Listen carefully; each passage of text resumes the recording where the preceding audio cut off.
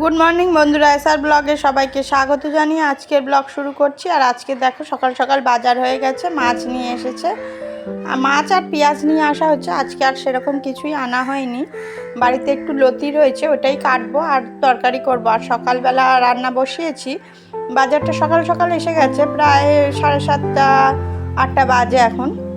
এখন বাজার নিয়ে এসেছেন আমার হাজব্যান্ডই বাজারে গেছিলেন, আর শাশুড়ি মা একটু আগিয়ে গিয়েছিলেন, মাছগুলো নিয়ে এসছে, বাজারটা নিয়ে এসেছে। আর এই যে সকালবেলা রান্না করেছিলাম বাঁধাকপির তরকারি আর ভাত, আর শ্বশুরমশাইকে খেতে দিয়ে দিয়েছি। আর কালকে রাত্রে ওই যে চানা করেছিলাম আর রুটি করেছিলাম, সেই চানাটা রয়ে গেছে, ওই জন্য বাচ্চাদেরকে দিয়েছি খাওয়ার জন্য। আর এই যে দেখো বন্ধুরা, আমার ঘরের সব কাজকর্ম কমপ্লিট করে মাছটা শাশুড়ি মা কেটে ধুয়ে দিয়ে গেছেন। আর এখন অনেক বেলা, বাচ্চাদেরকে স্কুলে দিয়ে এসেছি, প্রায় 12টা 12:30 তো বাজে। আর এখন এসে গেছি রান্না করতে। সকালে সব ঘরের কাজকর্ম কমপ্লিট করে সব কিছু করে বাচ্চাদেরকে রেডি করে স্কুলে দিয়ে এলাম। বড় মেয়ে তো একা একাই চলে যায়, আর ছোট মেয়েকে দিয়ে এসেছি। আর এখন রান্নাঘরে চলে এসেছি। আর মাছটা মনে করছি আগে লবণ হলুদ মাখিয়ে রেখে দিই, আর অনেকটা সময় রেখে দিয়েছিলাম লবণটা হলুদটা মাখিয়ে দিয়ে তারপরে আমি এই যে মাছটা এখন ভাজা বসিয়ে দিয়েছি। আর ওপারে বসিয়েছি একটু টক বানাবো, আমরা টক সিদ্ধ দিয়ে একটু টক বানাবো। আর মাছের ঝোলটা করব কচু দিয়ে আলু দিয়ে, কচু আলু কেটে নিয়ে এসেছি।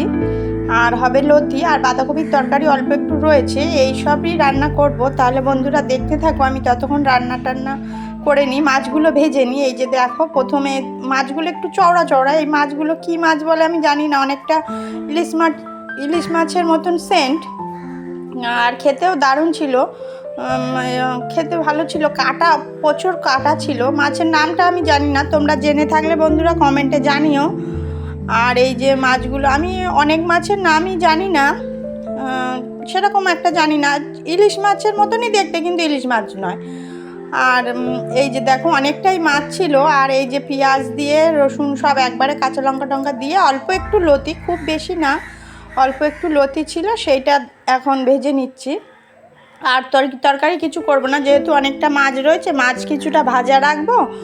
আর এই মাছগুলো ভাজা খেতেও বেশি ভালো লাগে, মাছ ভাজা রাখবো আর মাছ ঝোল করব কচু আলু দিয়ে, আর লতি হবে। এই সবই রান্না করছি এখন।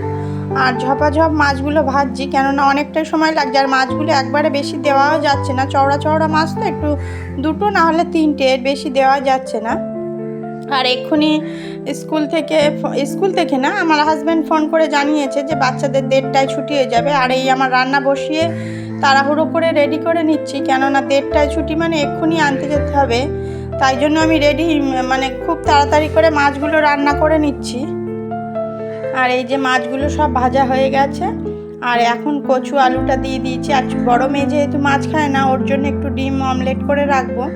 আর ওর জন্য সেরকম কিছু রান্না করিনি, বলবো ঝোল আলু দিয়ে খেয়ে নিতে। আর যদি না খায় ডিম ভাজা আর একটুখানি পেঁয়াজ ভেজেছি, ওর জন্য পেঁয়াজটা ভেজেছিলাম মাছের দেবো বলে, আর বেশি করে একটু পেঁয়াজ ভেজে নিয়েছি, পেঁয়াজ কাঁচা লঙ্কা, ওইটাই ওকে দেবো যদি খায়। আর বাঁধাকপি তো রয়েছে, ও বাঁধাকপিটা ভালো খায়, ওকে দেবো বাঁধাকপির তরকারি। এইগুলোই রয়েছে। আর এই যে পেঁয়াজ ভাজা, আর এই যে অনেকটা মাছ ভাজা আর মাছের তরকারি একদম রেডি। আমার রান্না বান্না মোটামুটি কমপ্লিট হয়ে গেছে। আর টকটাও রয়েছে, টকটা এখানে নিয়ে আসতে মনে ছিল না, পাশে রেখেছিলাম।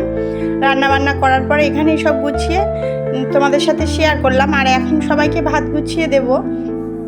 আর 1:30 বাজে ছোটো মেয়েকে নিয়ে আসতে যাব, তার আগে ভাতটা গুছিয়ে দেবো, শ্বশুরমশাইকে শাশুড়ি মাকে সবাইকে ভাত গুছিয়ে দেবো। আর দেখো বন্ধুরা, আমি ছোটো মেয়েকে নিয়ে এসেছি, ও গেছে পিসির বাড়ি, ওখানেই ভাত খেয়ে নিয়েছে।